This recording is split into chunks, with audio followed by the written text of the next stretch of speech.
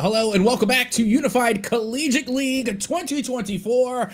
And here we are again. I am Captain Etsoka, joined on the desk by Llama. And Llama, it's time to get back into some OW2. How about it?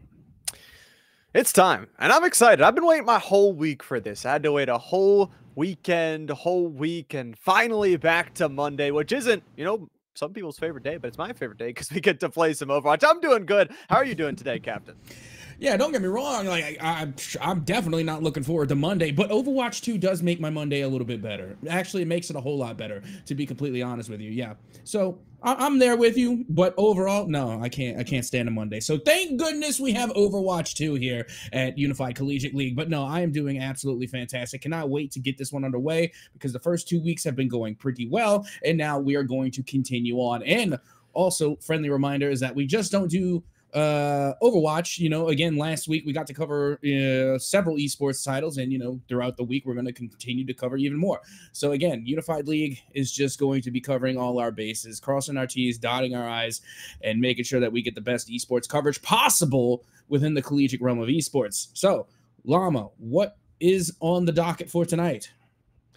We've got some Overwatch tonight, like you said, lots of action throughout the week today, but we've got a matchup for two teams that are trying to pick up some wins. Here's the look at our broadcast schedule for this upcoming week. We talked about today's Monday. We got some Overwatch, Rocket League there on Tuesday, League of Legends, Fun Times on Wednesday, Valorant on Thursday, and Super Smash to end it all off on Fridays.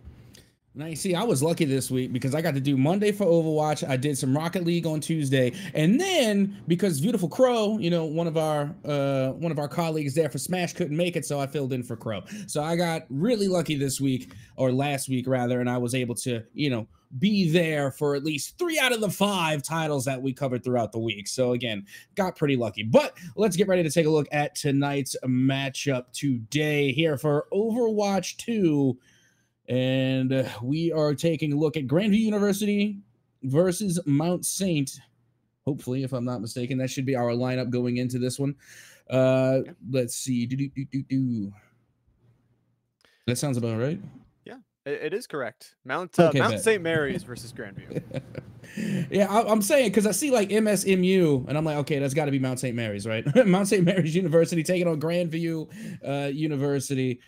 And they are getting, what should be following a pretty good matchup from last week. I mean, we do have Mount St. Mary that managed to get at least 1 win on the board. Currently, the Vikings, however, they're on the side of Grandview University, currently going 0-3, so they're going to be looking to get their first win on the board. Yeah, trying to get a win kind of early-ish here in the season. The good news is we always talk about taking those losses. Would rather suffer them at the beginning of the season rather than later. You can learn from those mistakes and get ready for playoffs. But for these two teams, I think there's a lot to learn not only from each other here tonight, but this is also a best of 5. It's kind of different. Usually we see shorter series in those best of 3, but this gives them even more time to practice different game modes, practice different compositions, and just practice having some fun together. Yeah, I mean, that's typically, the way that this runs for like competitive Overwatch. You're seeing like they don't even refer to it as like the best of 5. They just say the first to 3 wins, like the first to 3. That's how I always hear it described in the Overwatch competitive space. And then, of course, more often than not, you're going to start off on Control, then you go to Hybrid, then Flashpoint, then, sometimes you'll go back to Control and end on Push, and then sometimes you'll go straight to Push and end on Control. I've been a part of so many Overwatch leagues where it varies from like league to league. But so far, our format here has been Control, Hybrid, Flashpoint, then Push, and we have yet to make it to a game 5. So I assume that would end on Control. Yeah. Yeah.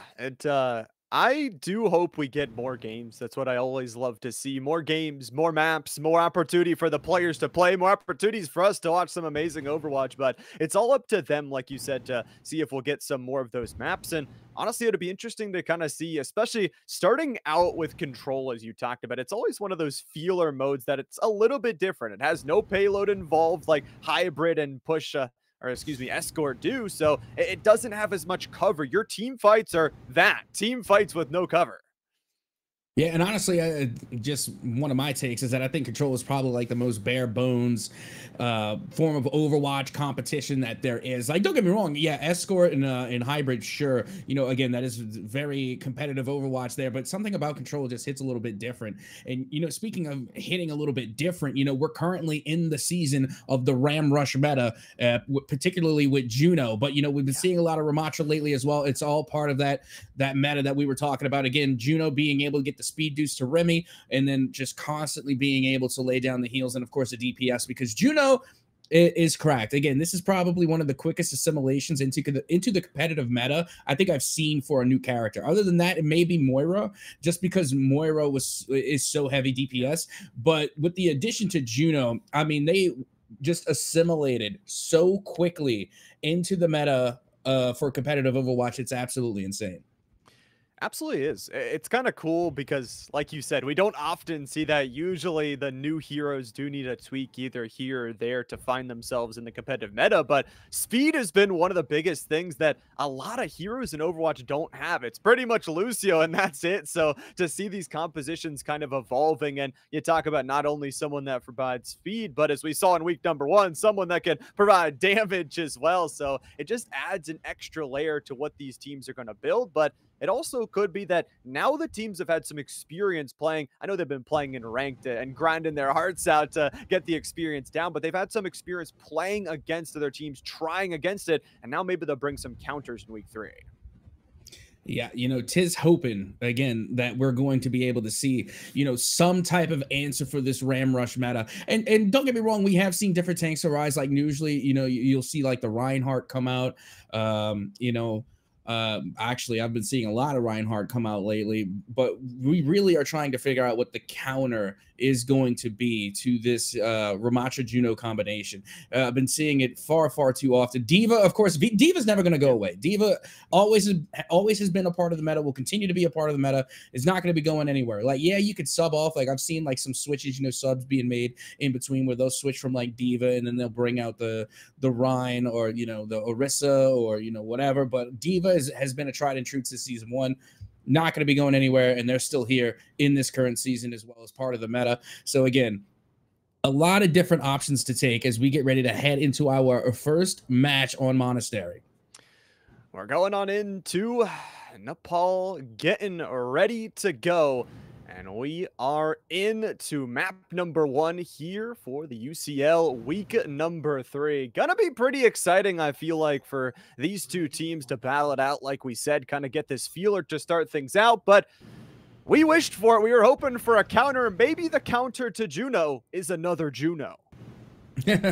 Oh, for sure. But, you know, I'm liking the compositions that we're seeing, especially with the Brigitte. Again, last week was not as much the Brigitte picks. It was actually very interesting to see how they kind of like swapped in and out. I did get to see an Ana pick or an Ana pick, which I love because, again, Ana's my favorite character. So it's really exciting to see Brigitte coming back because they do so well, especially on Control. But you can already see on the side of Mount St. Mary's that they are going to be bringing in that Ram Rush, while on the other side for the Vikings, they're going with that Orisa that I had mentioned earlier. Oh, yeah. The Orisa going to be brought in as the tank of choice, but Sammy has already got the dynamite to blow a hole in the defensive structure. One support down. The Sabir does connect to take down one of those DPS players, so already a good back and forth. Of course, that point did take some time to get unlocked, but GVU will be almost the first there. This contest is still holding strong. Yeah, I gotta say, they did a really good job of being able just to knock down that Ramattra, really being able to just take control of the point here, and they're getting the early ticks on the board. As you can see, they are going to be getting ready for the retake, and they're going to be switching from the Ramattra over to the Zarya. And not only that, but they're bringing Venture out as well. 2 switches coming off of the retake. Kind of interesting. Venture seen pop up more, I feel like, in the recent meta. Just has that ability to dodge out safely and sometimes just sneak into the back line and do all that damage possible. Brett is going to pull out the projectiles to maybe pop off some heals or maybe some damage as well, and now does have that ultimate too. GVU Vikings are going to have 35%, but it's the damage follow-up after as Moving Fish and Stone combine for a double. And take a look at this. They're able to hold off the retake with little to no effort. I mean, they made it look easy. Don't get me wrong, the Juno ult, the orbital ray came out, and I am sure that was extraordinarily helpful. But to be honest, it looked like they had things under control even before the ult came out from Juno. And not only that, but they still have 2 ults in their back pocket. And then there is that Ana pick that I had been that I was mentioning earlier. And I think that's a very interesting support core lineup to go with the Juno and Ana. But I mean, it looks like it's working so far on the side of the Vikings. Absolutely does. And the big piece of the kit is that sleep that can just cut up an opposing composition. If you didn't know the time, it's high noon. Takes down one with a double from Zoe. The Terra Surge pretty much finishes things off. Even though the Zarya is going to be pretty healthy on the charge, it's already 80%. MSMU are going to have to get out on the map fast if they want one final fight. Yeah, I mean, they only got 10 ticks left, about 10 seconds to try and get back onto the point and try to stop the win coming from the side of the Vikings. As you can see, they are going to be making that final push as the rally comes out from Brigitte, and now all of a sudden Venture is also going to be pushing to the back line, going to be having a little bit of a difficulty, but eventually will find the eliminations, and that is going to be a huge team kill coming from MSMU.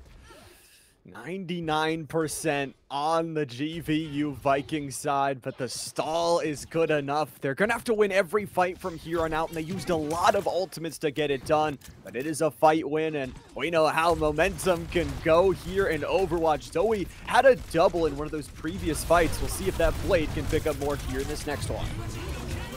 Well, let's see. As you can already see that the Zarya now from the side of MSMU has to hold off the Genji, but it's not going to be any good. The Genji ult able to clear sight, and now they are only a few seconds away from being able to take the win here on Nepal. It's a easy fight after the triple kill flies through. Of course, Venture does stall out for a little bit. That's going to be it for the overtime fuse. Trying to dash on in, but cannot get back to that objective. The Vikings will take this first control point. Of course, to take the map in its entirety, you have to win 2 of the 3 control points, but really controlling from the start, just winning team fights. And as much as we talked about the Venture can get into the back line, Zoe had full unrelated access. Oh, 100%. Again, Genji is a dive character. I mean, they're part of like the original, again, the dive meta, which was last season and the season before last. Genji has always been, you know, part of that, you know, backline infiltration, along with Tracer. Genji and Tracer are the OG backline infiltrators, and then also Sombra later on became part of the mix as well. So again, no surprise to see Genji absolutely annihilating the backline there, and very interesting to see that we're both going to be, both sides looked as though they were going to both bring out the Symmetra, and they did, just to get the portal out, and now they're switching over to that Venture again, and coming from the Vikings, it's going to be a Pharah. Skyward Dominance, one of my personal favorite heroes to bring out, and Zoe, unfortunately, as we were talking about, it cursed it into existence, will fall down here first in the fight. They're kind of battling up on this stairway as the point does take some time to open up, but these lobbing grenades from Zarya are just continually adding damage. 75 charge as well, has the bubble back up and available too. So some great early fighting, a build up on your Zarya charge, and the point take, a much better start for MSMU. Yeah, and honestly, I do like Pharah as well. Again, I play Pharah a decent bit whenever I'm, you know, I'm grinding ranked or I'm just playing on my own time. And again, I definitely have fun with all the splash damage characters as well, which is another thing that is interesting to me about Venture, and why I like Venture a lot too, is because not only can they dive back line, they have good mobility, but again, they also deal splash damage with their, you know, with their standard ammunition. So again, Venture is definitely a fun character, and can be a good character if you actually, you know, use them correctly, kind of like that. Exactly. Yeah, you gotta find the backline with it, but that splash damage is something that everybody loves, including me and the teams out here. It's already up to 40% for the Mount St. Mary's squad. We'll see if they can continue to hold out the Vikings. And what I like especially about how well they're playing is they're not overextending. They're playing these fights really well, playing reserved, and then stepping back as to not overextend, but with moving Fish's pick and the Terra Surge as well. It's a 2 for 2, but unfortunately Zoe gets caught in the crossfire. Yeah, 2 ults, actually 3 at the ready for the side of the Vikings, so they can go for a big retake here if they decide to go for that push. Again, having that orbital ray at the ready is going to be all that you really need. Honestly, you don't even have to use the other 2 ults. All you need is that orbital ray, and you can force your way onto site. Now, you also have to watch out because that right there, the rocket barrage, and there you go. Just like that, they're going to be able to make their way and force their way onto the site and put a stop to the progression coming from MSMU. I honestly love that. You only use the barrage, which is a very, very quick charging ultimate that you can just lay in the fire now, use the aerial dominance, and save that orbital laser, as you were mentioning, for one of those follow-up fights, because you're going to need a couple of really good fights. MSMU already up to 85% after the first 2 victories, and then the follow-up fight after. Zoe does have to be careful, though. They can be isolated, and far as we know, as good as they are, very squishy. Oh, what? 100%. Again, that's why there's a reason for the squish. It's because, again, they put out a good amount of damage, and not only that, but they have the aerial advantage. As you can see, they're able to find 1 there, but it is going to be the retake coming in from the side of MSMU that should be able to clear things out as they, once again, will take control of the point. It's a little bit unfortunate for the Vikings as they used a lot of ultimates in that last fight. They're going to go in for the clear of their own. Venture trying to run an escape underground, but the percentage is already building up and out of control, especially with losing your Lucio. It's going to be all on bread to keep the team alive. Zoe from the high ground will put in that splash damage, but the overtime fuse is done. They can't get on the point, and we're going to a point number 3 to decide this first map. Yeah, again, that was tough because, like you had mentioned, you know, they had decided that they were gonna, you know, kind of throw their ults there and a lot of that crossfire. But at the end of the day, you know, that Brigitte that was coming from Mount St. Mary's had their rally in order to finish things off, and they were able to call it in, like, literally in the overtime seconds in order to solidify their win. And now, like you had mentioned, we're getting ready to head to that round number 3. So whoever wins this one will take all. In a Sigma making a reappearance here. I have not seen Sigma in quite some time. Honestly love it though. Sigma, just love the kit. You get to bring specifically the barrier that your team can shoot through. It's not like a Mei ice wall where it's 1 to 2 sided and neither team can get through it. It's going to be the Sim TP once again. The speed boosting still going to be there. Now you have to be careful. This point specifically has a lot of edges you can fall off of, so the teams are going to be fighting not really on the point but around it instead. Yeah, I'll be honest, I'm still definitely more of like the Ramatra fan over the Sigma. That's just my personal taste because we were around the Sigma meta for so long. Oh my goodness, like just constantly seeing Sigma for so many seasons. So, you know, I'm kind of glad that, you know, we're starting to, you know, break away a little bit just from like the overall Sigma dominance, right? So, yeah. I wouldn't mind seeing the Reinhardt or the Remy come back out. You know, again, when it comes to Ramatra, like the Ram Rush over Sigma, I'm 100% going Ramatra all day. But with that being said, you know, we're taking a look at the support compositions right now from MSMU. You're going to have the Kiriko along with the Juno. And shockingly enough for the Vikings, they're not bringing Juno out this time. They didn't decide to go for the speed and the damage that they get, deciding to go for the Baptiste, which can provide some longer range healing specifically on this map. And honestly, the Vikings have done a really good job because on this point specifically, once you get the control point, it's hard for the opposing team to even break out of their own spawn, especially with the bouncing rocks. You can be able to hit all of these close angles. Zoe is going to be dropped, but the change of the melody will be decided. 3-2-1 in the ultimate, and just gets the opposing Sigma not the most value, but delays for a time, and their teammate Ulp takes him down. Yeah, I was about to say, you take the tank out, I mean, it's better than getting nothing. I can't tell you how many times I see ults that get wasted or even worse, ults that never get used. Like, I've seen players just hold on to their ultimate to where it's like burning a hole in their pocket, and then by the time they get around to even trying to use it, it's too late and the match is already too far gone. So again, you know, not too much love lost there. I mean, they called it in, they took out the tank, so I call it a, you know, a well-executed ult, you know, rather that than have it be wasted. Absolutely. Throws off the whole composition on the other side, and a force for this point is going to result in actually 2 players falling from the Mount St. Mary's squad. Bob is going to be able to equalize things 2-2, but the Blizzard is going to freeze up a couple members of the Vikings. The wall is good. The retake is better. Some percentage being built up, but still 2 ultimates available on either side. Make that now 3. The Vikings so close. All they need is 1 more fight win. Yeah, very close now. Huge rock to the face there for Moving Fish as they get booped out towards the corner. Now trying to put an end to the opposing tank as they will go down thanks to Wonderful Walrus again on the Ayati being able to come through with their ultimate in order to put the Sigma to bed there for the side of MSMU. And now only 2 more ticks away for the side of the Vikings to take game number 1. Just beautiful zoning there at the end. Map number 1 will be theirs. Viking bounce back after losing that secondary control point. And it was lovely, I think, all the way through and through to be able to bounce back, especially on all those different points. And now they've got the first map under their belt, but still a long way to go in the best of 5.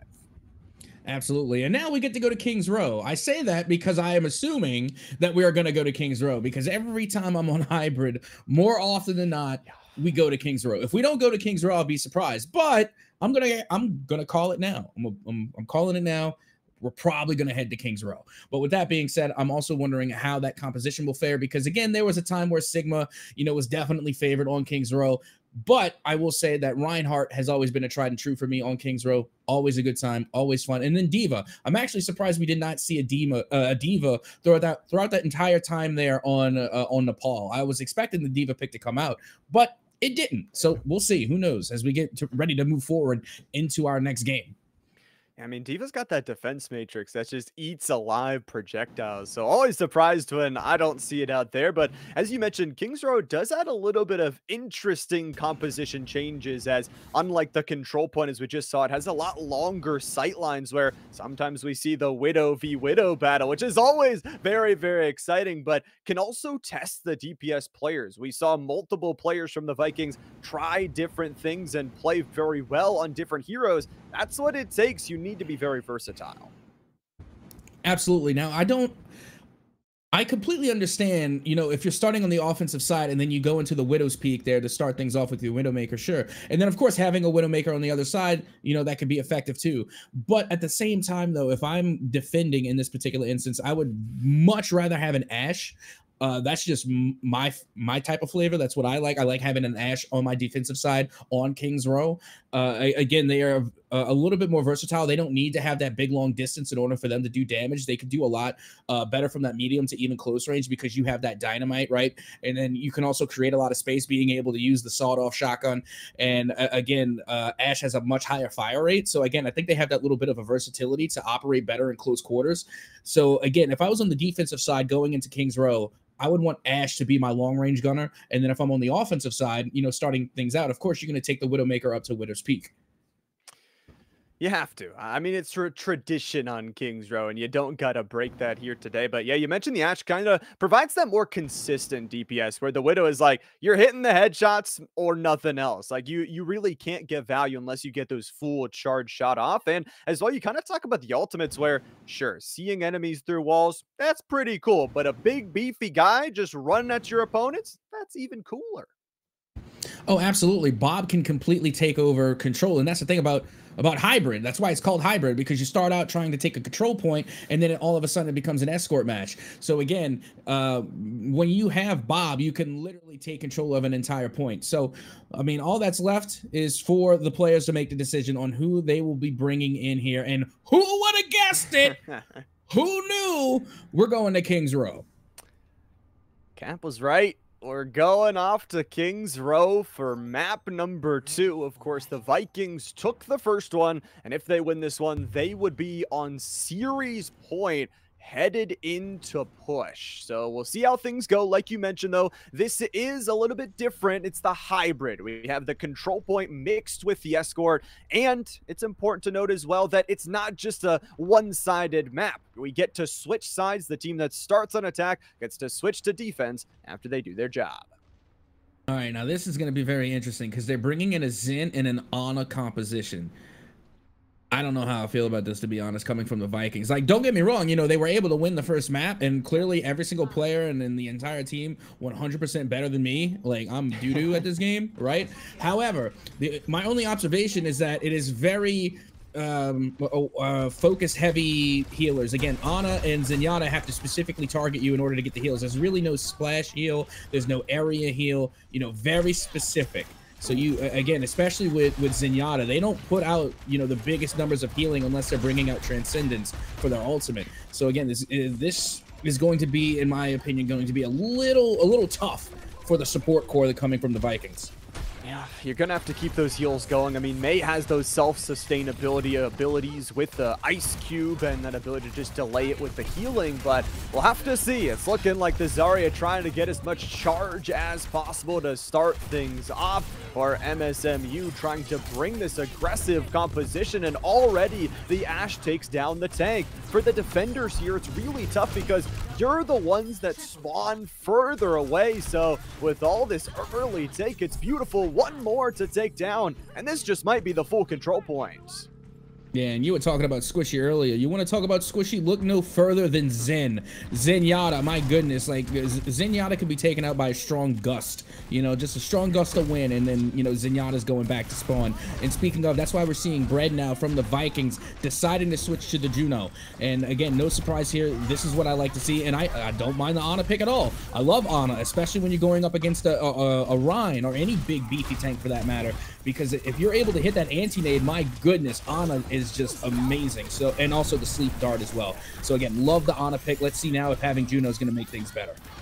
Hopefully they can use that speed. They did swap out towards that Reinhardt as well to add that shielding and big hammer to keep swinging on the front line. Protecting this archway is very important, but also the difference in hybrid, you don't have as many checkpoints on the escort side of the map. Moving Fish is going to move their way into the front lines, take down one, and Wonder Walrus takes down a second, but the key here is don't overextend. Yeah, we see that because Moving Fish nearly overextended just now. They were nearly eliminated. That was a little bit too close for comfort. But again, that's another reason why Ana did so well just now, because Ryan was able to not only survive, but to really clear out the archway because of the nano boost. And now check this out. You have Zerial on the other side from MSMU switching to the Remy, switching to Ramatra. And that is a big switch because that shield is now useless against a Ramatra. As soon as Ramatra switches into the Nemesis form, they're throwing hands. And there's really not much you could do about it. Gotta try and throw hands back, and unfortunately a hammer is not enough to win that duel. Look how extended Zerial is to just grab some extra space. The Mei wall doesn't cut him off from retreating back to the team, and they're halfway towards that checkpoint. This bend right here, one of the hardest to push through in all of Overwatch, but if you have 6 minutes to do it at this pace, you could be running right to the end easily. Moving Fish does have a possible shatter. There it is to take everybody down. From the high ground, Sammy tries to battle back, but gets hit by the long-range utility of the Reinhardt, dashing in 40 HP, and off you go. Double elimination there, and a stop of the team fights. Yeah, did you see what started that all off was the sleep dart on the Ramatra. As soon as that sleep dart landed on the Ramatra, I mean, we saw Moving Fish just absolutely let loose. And then all of a sudden, the rest of the dominoes began to fall. Because don't get me wrong, Ramatra, again, great counter to Reinhardt for the most part. But they can't really do much if they're fast asleep. So, like I had mentioned, Ana is just a fantastic anti-healer. Love having them on the lineup. And being paired with Juno with Reinhardt leaning on the tank, I think is a really much better composition than what they started with. Composition is improving, and also the position is as well. Now you talk about for Mount St. Mary, you're going to have to walk all the way back up to the payload without the payload. No cover through the open streets of Kings Row, and it's already Sammy down. That's a lot of damage. Moving Fish trying to get out of the blizzard, does get frozen in place. The wall after wall might take him down, and he's stuck between a rock and a fist. Zerial's going to be anti-nated, though, and he's going to have to put up the blockers to try and save themselves. The freeze comes through. The counter blizzard is so huge, and they save 3 ultimates. I was about to say, I mean, that's pretty fair. You know, you go blizzard for blizzard, right? You know, you freeze me, I'm gonna return the favor. So there you go. No problems there. But like you had mentioned, that was also a really big blizzard because they were able to continue to hold on to their 3 ultimates that they have with Juno, Ana, and of course Ashe. So well placed, especially around that corner. You even had mentioned it earlier that this is one of the trickier, if not like the trickiest, and probably the most difficult corner to get around on Kings Row. So again, Very well placed for the Blizzard. Meanwhile, you do have the orbital ray coming out as they are once again going to come through with a huge team kill. I mean, it didn't register as a team kill, but when you force the entire opposition back to spawn, might as well be a team kill. You have the same effect.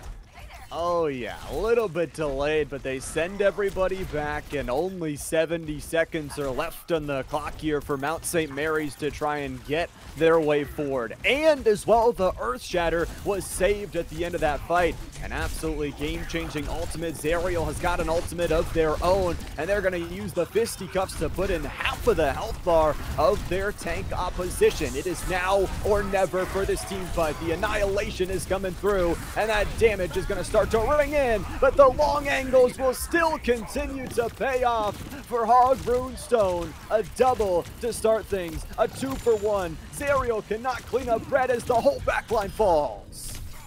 Yep, and down they go. That was the push that they needed, but you still can't forget about this back line on the side of the Vikings. Even with their tank disposed of, they managed to hold on. And now only 15 seconds remaining to get to the next checkpoint. And you can see, take a look at this. They're going from the Rhine now and moving to the Orisa.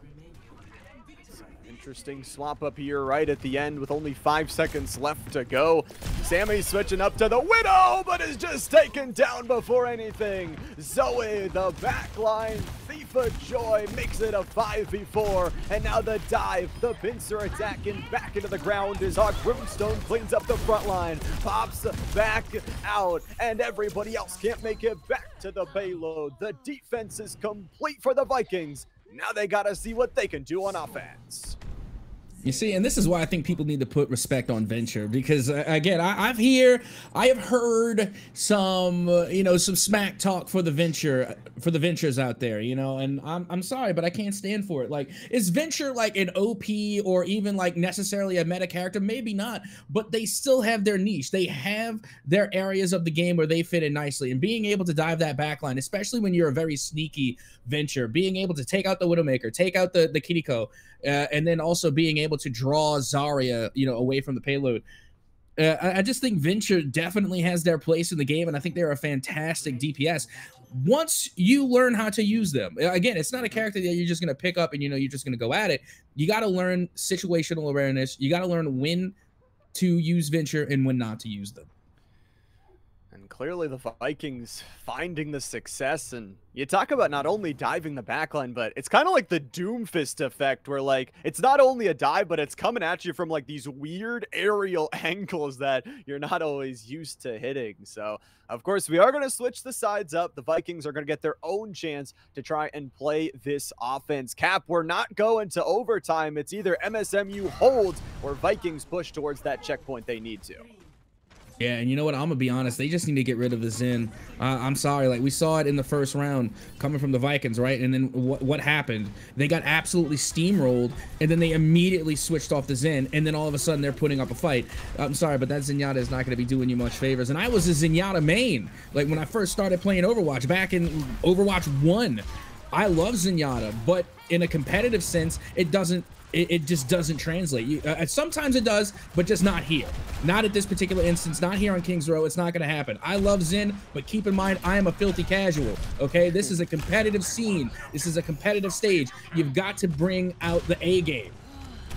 A-game's got to be at the top of the to-do list right now. And luckily, no players fall, but it's already a contest up to almost the first of the third bars. Diving in and moving fish actually separates Zariel from the rest of the fight. And then the rest of the team is just pestering from the high ground. Hog Runestone has just been deadly with this Ashe. You mentioned it, that a Widow can do those headshots, but Ashe is just so consistent. And it's not only the consistency, it's that they also don't have to stay to the long range. Don't get me wrong, that's where they thrive, is definitely where they get the most damage in, but they can withstand close range to mid-range encounters as well. Like I said, the Dynamite, the sawed-off shotgun, the ultimate for Bob. Again, very good at taking control of key points. So I just think Ashe has a little bit more versatility than, let's say, a Widowmaker. And that's not to say that Widowmaker is not great, especially if you put them in the right hands. Like, if you put Shroud on Widowmaker, again, you're getting infinite headshots, right? So I just think in this particular instance here, Ashe is just the safer pick. Very safe, does some great damage, and good at all ranges. What a better pick could it be? And, you know, what a better fight and round could it be? 4 ultimates up and available for the Vikings as they continue their push on. The Orbital Laser and the Earth Shatter, everybody combining together. The Laser's just walking with the payload, keeping the eliminations to follow. It's a full team wipe, and that golden diamond at the top of the screen is only where the Vikings need to get to. That the orbital ray is insane. Like, if you want to know how to either play retake or just take control of anything, just entry with the orbital ray. It's probably one of the best, if not the best, entry ultimate in the game. It goes absolutely nutty, and not to mention the amount of DPS and the amount of heals that comes from Juno. Just don't be surprised when Juno gets a nerf. Like, I'm not saying it's gonna happen anytime soon, but I'm saying if it does, don't be caught off guard. See if MSMU can be caught off guard from this fight. Everybody's frozen solid and nobody can escape it. Here is the golden checkpoint right here. Zoe, Bread, Runestone, everybody gets involved. And the Vikings go back-to-back in map wins. Oh, Zoe. I would be so frustrated to be going up against a player like Zoe, to be completely honest. You got to keep in mind, in the last round, I'm pretty sure it was actually Zoe on the Venture that ended up getting play of the game, because again, they're just so good at just being an absolute nuisance. And then look at this. I mean, we were even talking about the Ashe so many times, and this is exactly the reason they could just dominate whenever they are just absolutely locked in. And I got to tell you, you know, that Ashe was locked in. So right now, I got to say, all in all, I'm really liking the DPS core that is coming from the side of the Vikings, as again, you know, they do not fail to impress. They do not fail. I mean, it has just been the versatility as well. You talk about Zoe also played the Pharah back in that first map, so really showing that they can play everything, and that just makes it harder and harder for the defensive side, the opposition, to read it and try and adapt to it. And now, unfortunately, for MSMU, you got to win 3 maps straight if you want to try and take the victory in the series. They've had some really good moments, and they've fought really hard to try and stay in this series, but now you go into push, a very snowbally mode. Your team fights are going to be tested again. And you see, that's interesting that we're going to push, because it's around this time where I'm used to going into Flashpoint, because we start off with relatively some of the slower game modes, and then you bring in the speed. But no, this time around we're going to be going even to a slower pace, and it's very interesting to me with push, is because more often than not, when I commentate, cast, spectate Overwatch matches, push rarely ever finishes in regulation. It's always the clock that expires, and then that determines who the winner is. So it's very interesting, but I will say this gives a big opportunity for the side of Mount St. Mary's, because push is such a different game mode, and if they are able to really come through, revitalize their strategy, and then take advantage of the fact that maybe push isn't the strong suit of the Vikings. Again, it's such a different game mode compared to all the other ones, that Mount St. Mary's can find an advantage here. And if they can find the advantage and just get this win on the board, then they can get some momentum back in their favor and really turn the series around. That big scary momentum word, always in Overwatch. You'll win one single fight and it seems like things can change. But you mentioned push as a mode in general. It always seems like in my ranked games, you're right, that like we get like 100-meter advantage, then the team just carries it all the way over on overtime, and then we lose somehow. So it's never over until it's really over, because rarely you get it pushed all the way up towards the end. But also, if we go to some of these different maps, especially I'm thinking of like Colosseo, where it's a little bit more open, it has a little bit more of those aerial angles, you think maybe could pull out something like an Echo, something like a Pharah to spice things up. I'll be honest, if I'm picking a map for push, for me, it would be New Queen Street. If I'm remembering correctly, that would be the Canadian one, right? I think it's in Toronto. That's the name of it, right? New Queen Street, yeah. Unless I'm drawing a blank. I mind fart often, so that's why I double check myself often, just to make sure that I'm like not having a derp moment. But it does look like we are going to be heading to Colosseo. That's it. I don't have anything else to follow it up. We're going to Colosseo. If you can't tell from my disappointment, I'm just not a fan of Colosseo. I wish we were going to New Queen Street, but what are you gonna do? Can't do anything about it. We're going stock standard here today for the series. And obviously, you talked about comfortability at the beginning. It's something as well for these two teams that if you've already played on a map, even if you've taken a loss like we've seen them do throughout the season, it's maybe something you learned from, maybe something you learned a new special angle or a new composition that worked. And that's what we talked about, especially for MSMU, is finding something that works here in this map 3. Yeah, and you know what? Again, I'm full-heartedly expecting to see the Juno just because you get that speed boost is just tremendous. Now, when we're talking about trying to take control of the point, don't be surprised to see a Pharah. Again, Pharah on this particular map, not only the map, but the game mode as well. So much opportunity for splash damage. Just and not to mention being able to traverse the map and being able to go over buildings and get like these cheeky angles. So again, don't be surprised to see a Pharah if it does show up, but at the same time, Ashe also makes a lot of sense as well, because again, you can always rein in those head clicks. And we are also seeing the return of the Ram Rush. There we go. Zerial once again coming out on the Ramatra, and then we have Nips there on the Juno. And oddly enough, we're looking at the Vikings and they have the same composition that they had on King's Row. It is a little bit more open of a map like we were talking about, but to carry that exact same composition, we'll have to see. I mean, if it worked or if it didn't, why not keep on trying if you felt that comfortability? Of course, the robot doesn't unlock for a few seconds, so we get some time to just trade out some blows, trade out some shots, and I think if I'm looking at anybody, Zerial has had a lot of those clutch moments, especially as the tank. He's going to have to step up. Yeah, honestly, you're going to need your support core to be literally just on top of this Ramatra. It's the only way that the Ram Rush works. Again, I mean, you're looking at the exchange right now, and they were getting absolutely bodied by Orisa, so thank goodness that they managed to stay alive. And now Ram going after the backline, going after support. Not being able to get the Zen is huge. If anybody should have been eliminated just now, it should have been the Zen, especially coming from that Ramatra. But they weren't able to confirm the elimination, and now once again they're in danger. A bit of danger here. Zerial separated from the team once more. That ice wall doing such a good job to body them away from it, as Walrus does get an early elimination and Fish does as well, but Zoe's gonna fall. That's a lot of their close range damage, so with Runestone on the backline just peppering things out, Sammy is back on the Venture and finding eliminations themselves too, so an early start, an early 15 meters here from MSMU. They're gonna need to win more fights, and almost to 100% is that Annihilation ultimate. Yeah, they also have that orbital ray that has just been called in. I think maybe a little premature. I would have saved it when you got maybe a little closer to the checkpoint, but still, I'd much rather have the ultimate being used and just, you know, wasted along the sidelines, because now you can get a chance to recharge it even faster.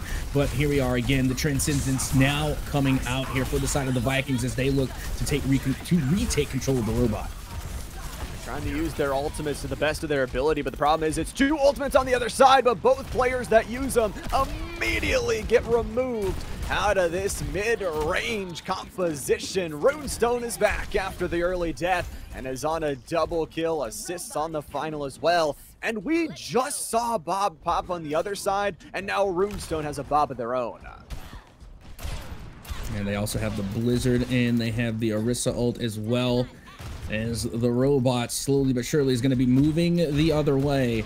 And like we know, whoever gets that first checkpoint, that forward spawn, is going to be getting a much bigger advantage. But here we go for the retake, now underway with the Kitsune Rush Intel coming from Mount St. Mary, and they already lose their tank. Tough to start the fight out like that, and they use the Kitsune Rush to try and get everything to move forward. Sammy did double up, so it's at least a little bit imbalanced of a fight. You're seeing some of the Vikings players just back up, bide their time, knowing that that robot is going to take some distance to walk over to the other side. But after about 3 minutes, Captain, we're all equal on meterage. Yeah, this is about as close as you can get here in push. But with that being said, you can already see Sammy giving a wave to the opposition. Just a little friendly hello and how do you do, saying, hey, I'm on the back line. As now they were going for the full flank here. They get their eyes on the Ashe and nearly eliminated. My goodness, they are going to have to avoid the danger as they find their way back into their own line. And now the robot is just at a standstill. all sitting still in the middle of Coliseo as a lot of backline targets being pushed forward. Moving Fish, Seven, and Bread both separated from their backline, but are able to pick up a triple, looking to the skies and making sure not to overheat. That was a triple there from Fish.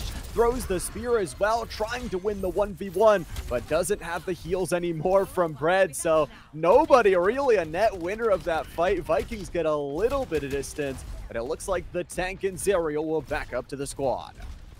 Yeah, the support core finally was able to respawn and come back in to help Moving Fish, as now they are going to continue to push forward here. And you know what? This is why I like the Orisa, because yes, you do have the hit scan, which is great. We love a good hit scan, but they also do have some charging ability, so that way they can run in and close the gap on a lot of these different targets here. And you can see the Ramatra playing the game with space, as one elimination does go the way of Moving Fish. They are literally now on the hunt as they find another, looking for a third, and down they go. Moving Fish is absolutely slaughtering their opponents. We talked about Zerial needing to step up, but Fish said, you know what, I'm a tank too, let me do what I do. Gets a couple eliminations there, and look at how far they step forward as well. This is just going to allow free space to push the robot even further as we approach the halfway marker on our third map. Terra Surge is up and available, and Moving Fish has such a good angle to just keep this pestering going. Once again, Zerial is separated from the team. Yeah, and you know what? As much as I do love the Ram Rush, and I do, it just feels like that Orisa is a pretty good counter pick to Ramatra through and through. So this, again, could be a hint to try and change up the composition here, as they do manage to get rid of Orisa. That is a big elimination coming from the side of MSMU, as now they take control of the robot yet again, and we're going to be going back the other way, but they do have a good amount of ground to try and catch up. Back fourth and center, they're going to have to try and work their robot, this neutral robot, actually a little bit further, and this time around, they don't have the opportunity like the Vikings did of that full clear. They're going to have to walk straight into the battle lines, as Moving Fish and the rest of the crew still have 3 ultimates left to go. The slow just didn't connect, and Walrus wins the 1v1 against the tank. What is the follow-up going to be? Because the robot is still pushing forward. Here's the dive from Moving Fish to clear everybody out and a bail off the robot as Mount St. Mary's back up. And you know what? I feel bad because I didn't give enough credit to MSMU earlier on their initial stop of the Vikings, because look how close they are to that checkpoint. And MSMU, they were able to literally stop them right before getting into that checkpoint. Again, that was just such a huge stop. I wish I would have, you know, dove a little bit deeper into it. But now you can see they're going to try and go for it again. And they have 3 ults at the ready. Meanwhile, for MSMU, they got 2. They have the Orbital Ray and they have the Annihilation Form on Ramatra. There's 3 big ultimates, and there's one going to be popped up at the start of the fight. Unfortunately, Zoe was sniped out of the sky, but Bob's on a double. The big man himself picks it up, and Rune makes it a triple. Even though Zerial has found the backline again, the fight is just so separated that Runestone gets a quadra. This should surely be the first checkpoint, and that extended spawn duration. It's very interesting because that Cassidy skin reminds me, the one that we're looking at right now, reminds me of Pocket from Deadlock, for any Deadlock fans out there. So I've been seeing a lot of Deadlock lately too, so now I'm just like seeing it everywhere, right? Anyway, we're continuing on, and the Vikings managed to come away with that checkpoint. Again, that is a big win for them. Huge checkpoint take. We'll see the push on back the other way though, and as we both mentioned, it always feels like this game mode always comes down to the last few fights. Moving Fish though is just getting so aggressive. The Terra Surge allows them to be, the extra armor, the double from Fish, and assisted by Walrus and Bread, they pick up all 5 players. A team kill, and that could be the fight that puts the nail in the coffin. MSMU need to build up these ultimates and prepare for 1 or 2 final fights. And again, just to highlight something that we were talking about even before we went into this matchup, and it's not even so much that, you know, they can't do it, they can't make up that ground, it's that they don't have the time to do it. We're under 2 minutes. They don't, just to move the robot along that far without having any type of conflict is one thing, because it already moves at such a snail's pace. But to try and do that with the entire squad of the Vikings just constantly applying pressure, that makes it even that much harder. Literally, the clock is against you. Clock is against you, and look at this angular formation that's against you as well. Walrus and the rest of the crew have done such a good job to hold their opponents off. It's gonna be the orbital raid to at least clear out some space, but Nipstag way too far forward and finds the damage on him. Runestone and Brett are both able to pick up one. That's gonna be 3 for 2. At least the robot is moving back the other way, but you said it, 70 more meters, and guess what? The Vikings don't have to burn any ultimates. They could save it all for one final fight. Yeah, they don't need to do anything at this point. I mean, they're going to continue to push with the robot, sure, because again, the best defense is a good offense, especially in this game mode. There's really no point to play any defense. You should just always be on the offensive here. But with that being said, literally 30 seconds remaining, unless the side of Mount St. Mary is able to just stay on the robot and keep possession without fail, I mean, this one's going to be going to the Vikings.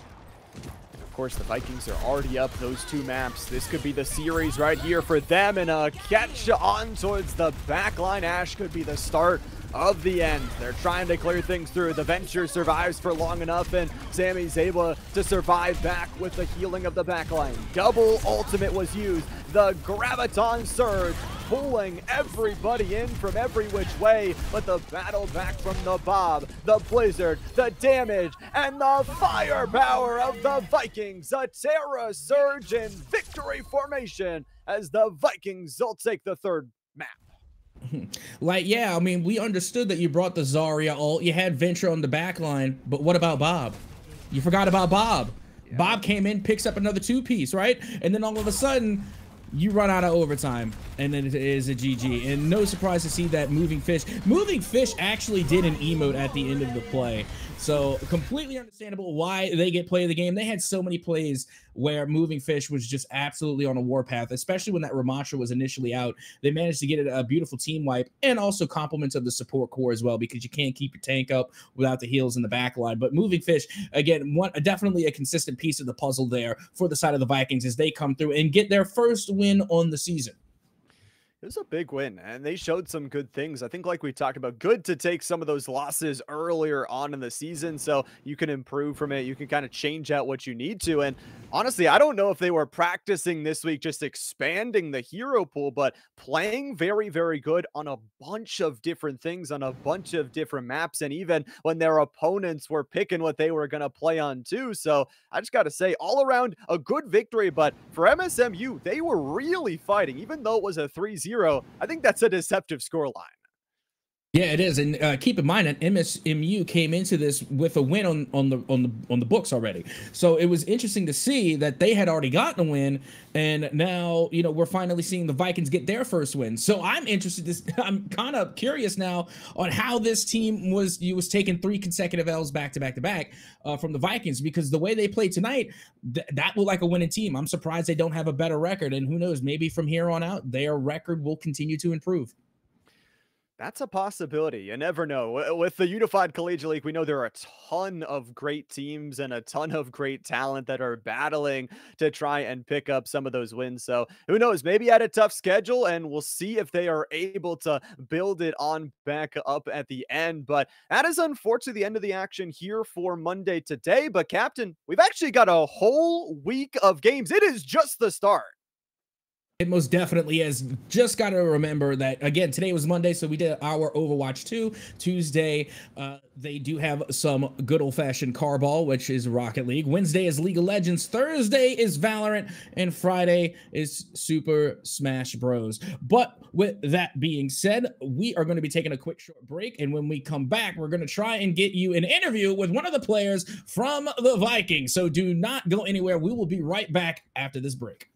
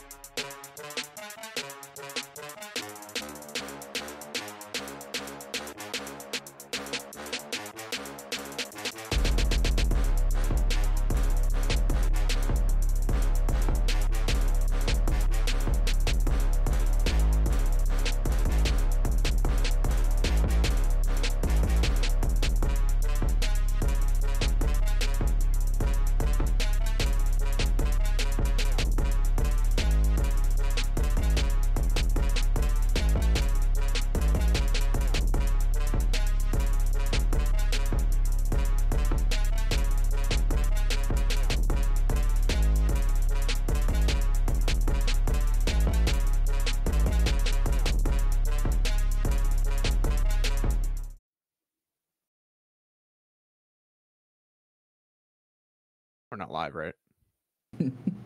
I hope not. I'm over here like scrolling.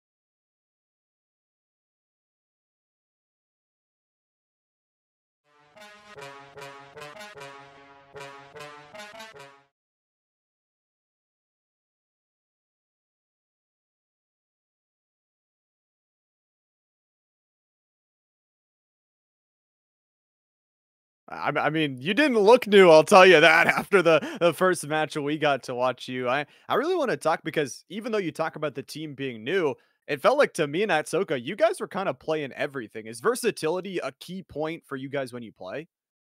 Um, I think we kind of just play what we feel like we want to play. Like, sometimes we'll be like, oh, let's run this like on this map, and then we'll run it. I mean, me personally, I can play everything, so I'll just they tell me to play a character, I'll just play it. Like, it's not really a problem to me.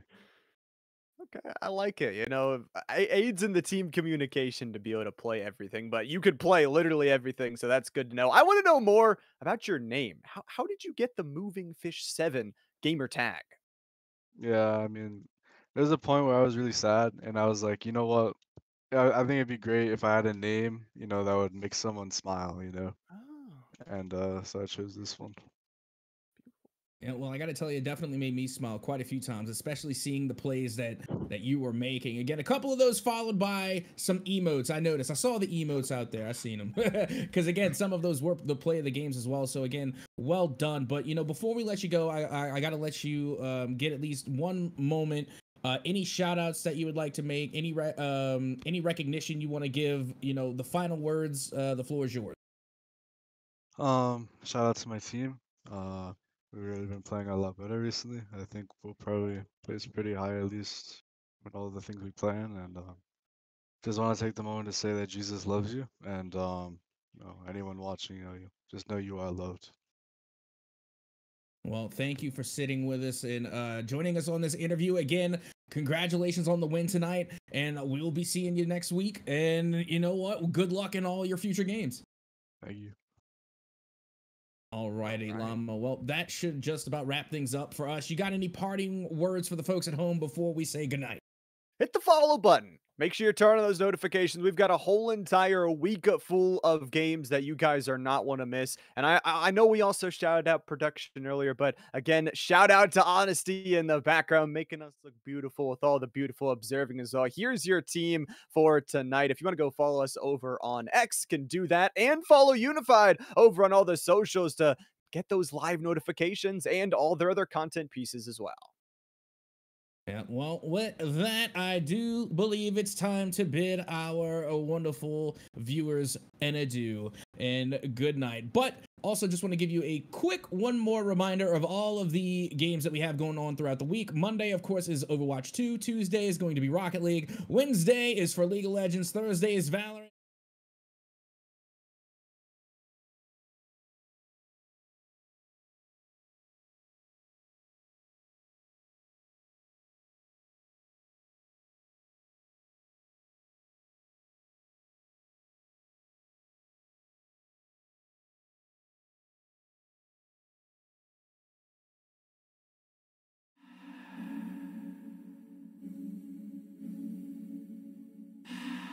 Beautiful.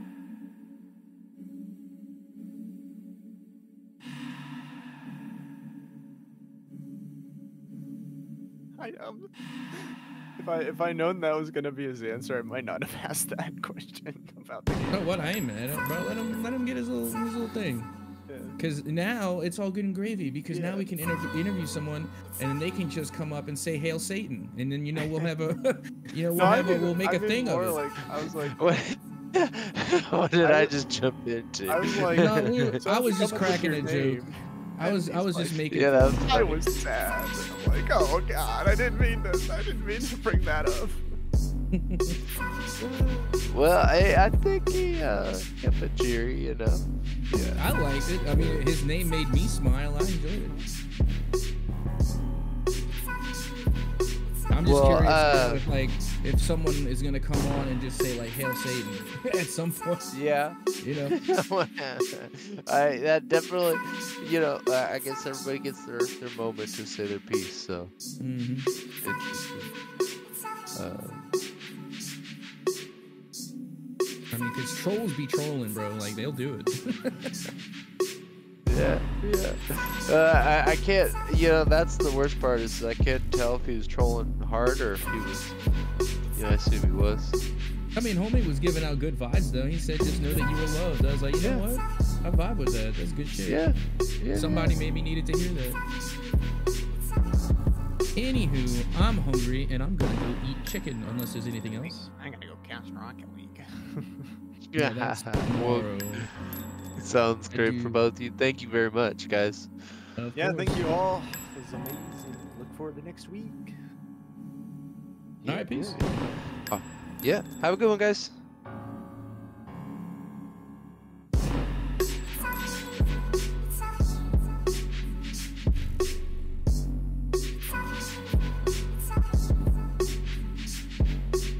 And you're good to wrap up with the broadcast as soon as it's done, which I think it's... Or you already ended cast, yeah?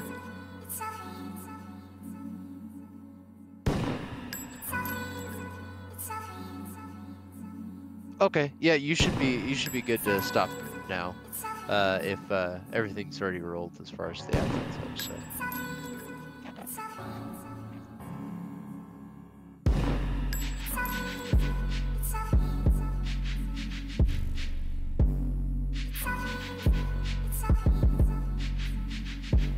But thank you very much.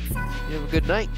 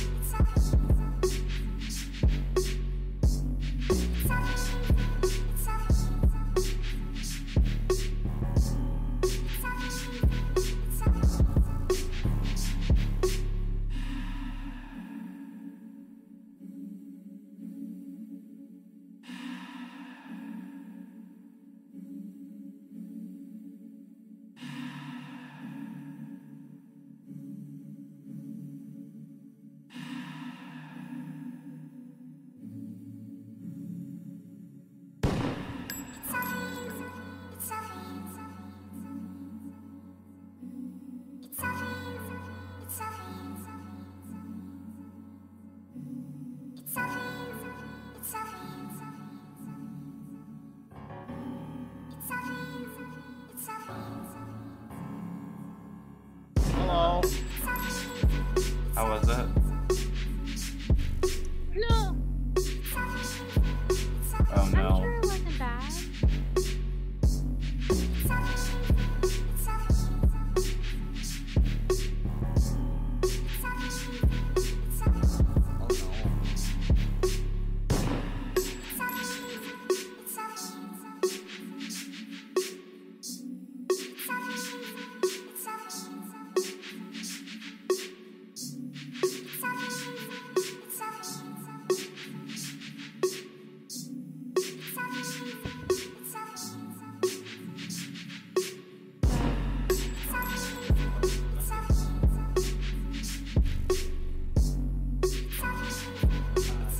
Pick my damage.